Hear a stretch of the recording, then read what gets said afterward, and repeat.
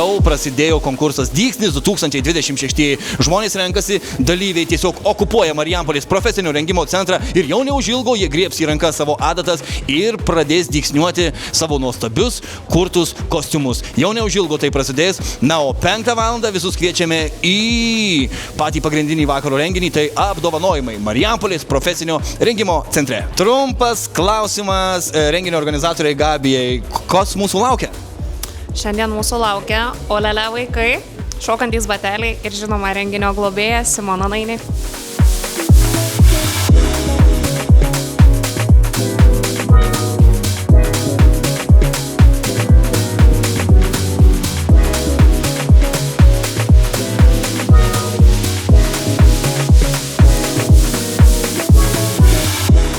Sakykite, o kaip jums Marijampolė, kaip ar nustebote mūsų miesto grožių?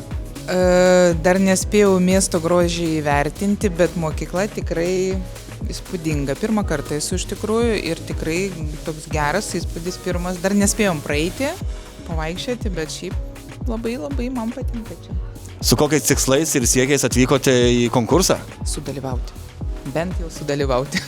Kokiu tikslu atvykote į konkursą? Nu, laimėti ką nors, pasiūti.